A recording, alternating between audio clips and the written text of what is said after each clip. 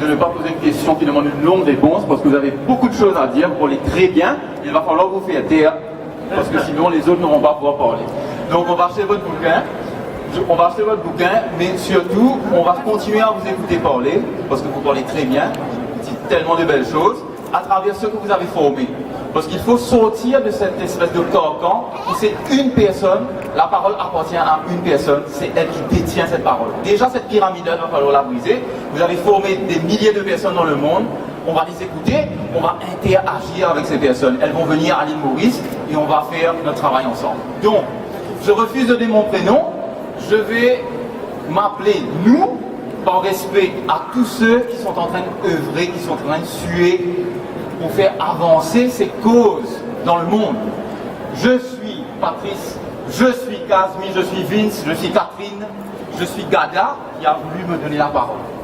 Donc, je suis Nicolas aussi. C'est un cri, c'est une prise de la parole qui prend la forme d'un cri planétaire. Je ne vais pas être long, j'ai promis 1 minute avec une question, oui ou non à la fin pour Nicolas. D'accord? Comme ça, c'est plus simple. Donc, nous adressons la parole, la prise de la parole. Quand on adresse la parole aux parlementaires, aux politiciens, il y a une certaine thématique. Quand nous parlons aux journalistes, c'est une certaine thématique. Quand nous parlons aux enfants de la cité, c'est une thématique. Mais là, je regarde autour de moi, nous vous adressons la parole. Quelle est la thématique?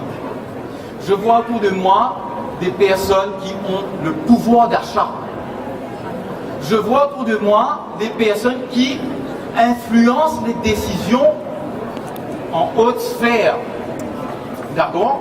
Et je vous demande, la question que nous nous posons, est-ce que nous allons accepter de sortir de notre confort en dehors des mots pour mettre en action les sacrifices qui mèneront au résultat dont on est en train de disserter. D'accord? Donc je vais conclure dessus. C'est ça. Ma question, je souhaite qu'on ait des mots dans les jambes, dans les bras, dans le cœur. Il y a des centrales à charbon qui sont en train de venir dans notre île. On est en train de nous convaincre que fatalement,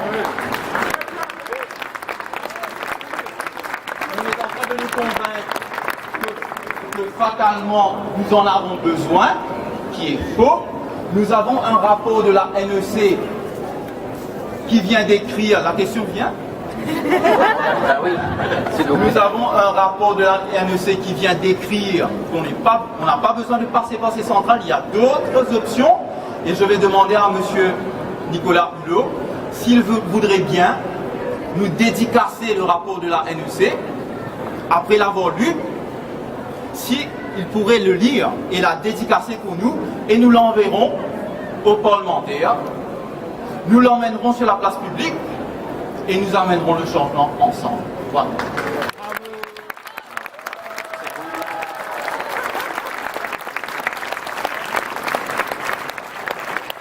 Alors, figurez-vous que hier soir, j'ai dîné, parce que ça fait partie de ma mission, avec des responsables de différentes ONG mauriciennes, que, comme vous pouvez l'imaginer, ce rapport m'a été remis hier soir, donc je l'ai déjà. Par contre, depuis hier soir, je n'ai pas eu le temps de le lire, mais la personne qui me l'a remis a pris à peu près 3/4 d'heure pour me le commenter. À ce stade, la seule chose que je peux dire, vous comprenez qu'il serait impoli d'arriver à Maurice et de donner des conseils aux autorités mauriciennes, mais je peux exprimer un souhait. Le souhait, c'est de ne pas cueillir le fruit le plus mûr. Et que, en matière énergétique, je pense que les meilleurs investissements, ce sont les énergies renouvelables, et que tout l'argent qu'on va mettre dans une centrale à charbon chez vous ou chez nous dans le gaz de schiste, si tant est que nous cédions à cette tentation, c'est autant d'argent qu'on ne mettra pas dans l'efficacité énergétique et dans les énergies renouvelables.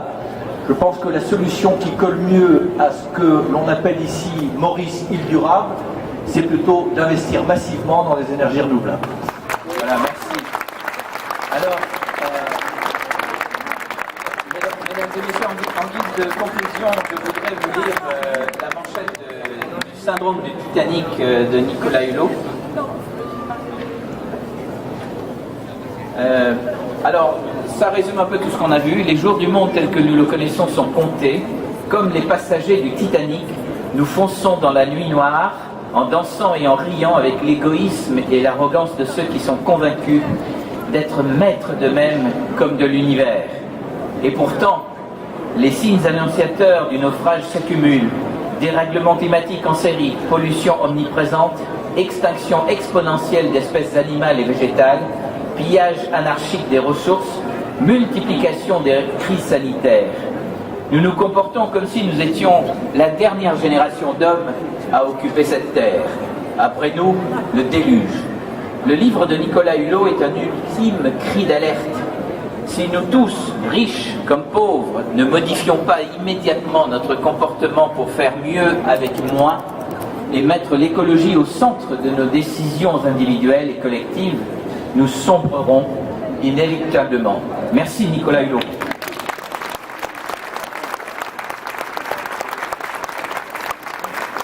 Alors, merci à